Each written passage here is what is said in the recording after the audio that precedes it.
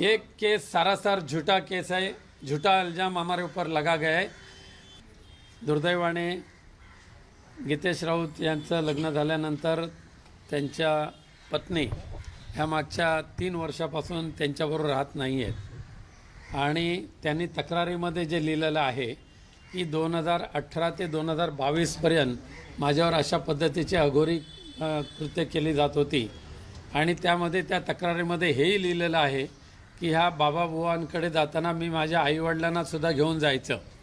मग आईवडील जर तिच्याबरोबर होते आणि 2018 आणि 22 ह्या कालावधीमध्ये जर असे प्रकार होत होते तर ताबडतोब त्यांनी तक्रार का केली नाही? त्याला कोणी अडवलं होतं? त्यांच्यावर कोणी बंधन घातलं होतं? आज 2026 आहे, म्हणजे 22 साली किंवा 2018 ते 2022च्या दरम्यान झालेले हे जे काय असे जे प्रकार आहेत त्याची तक्रार ते 2026मध्ये करतायत। यामुळे दिसून येते याच्या पाठीमागे काहीतरी काळबेरं आहे आणि हे सगळे गैरप्रकार होत असताना त्याने स्वतः तक्रारीमध्ये लिहिलेलं आहे की त्या प्रत्येक वेळेला माझे आई वडील माझ्याबरोबर असायचे आणि मग आईवडिलांच्याच संरक्षणामध्ये असणारी गिरिजा तिला त्याच वेळेला ह्या अघोरी प्रकाराच्या विरुद्ध आवाज उठवण्याची संधी होती किंवा तक्रार करण्याची संधी होती, परंतु त्यांनी 26पर्यंत हे का दाबून ठेवलं हा विषय आहे।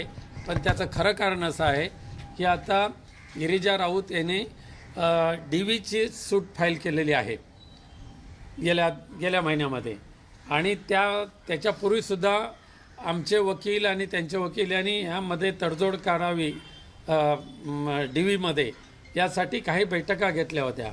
पहिल्या बैठकीमध्ये तिने 5 करोड रुपये मागितले आणि 3 रूमचा घर मागितलं, 3 रूम किचन फ्लॅट, त्याचबरोबर ॲटोमॅटिक गाडी मागितली आणि तो फ्लॅटसुद्धा विथ टेरेस फ्लॅट असायला पाहिजे अशा पद्धतीची मागणी केली।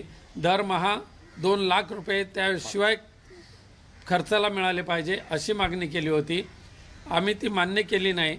मग त्यानंतर पुन्हा तिने DVचं जे नोटीस दिलेले आहे आत्ता हे माझ्या हातात आहे ते, ह्या DVच्या नोटीसमध्ये 20D प्रमाणे कौटुंबिक हिंसाचार वगैरे ते काय नोटीस दिली। त्याच्यामध्ये आर्थिक अनुतोष रक्कम रुपये दरमहा 5 लाख, तसेच कायमस्वरूपी आर्थिक अनुतोष रक्कम 10 करोड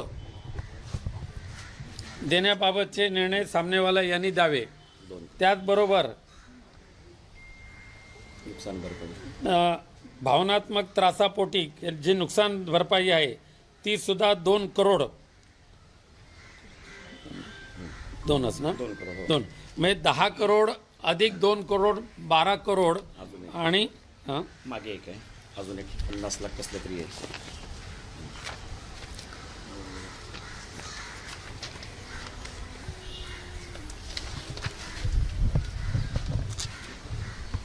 त्यात भेटत नाही आहे, अजून एक 50 लाख आहे।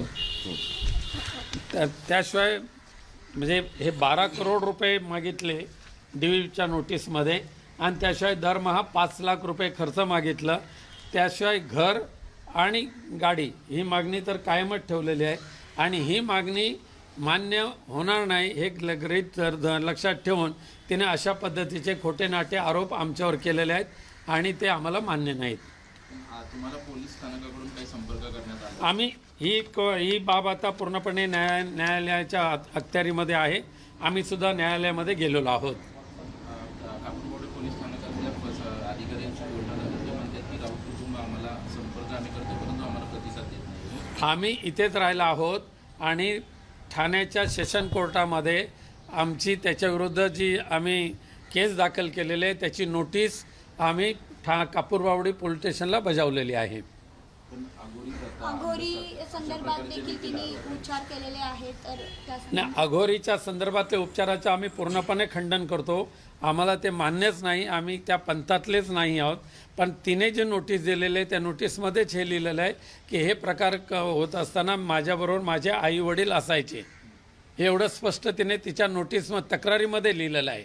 मग आईवडील असताना तिने अघोरी प्रकार आईवडिलांनी कसे सहन केले हे सगळे प्रश्न आहेत। त्याचे उत्तर आम्ही न्यायालयामध्ये देऊच। न्यायालयामध्ये आता आमची 23 तारीख आहे, नक्कीच न्यायदेवता आम्हाला यावर न्याय देईल अशी मला खात्री आहे. धन्यवाद.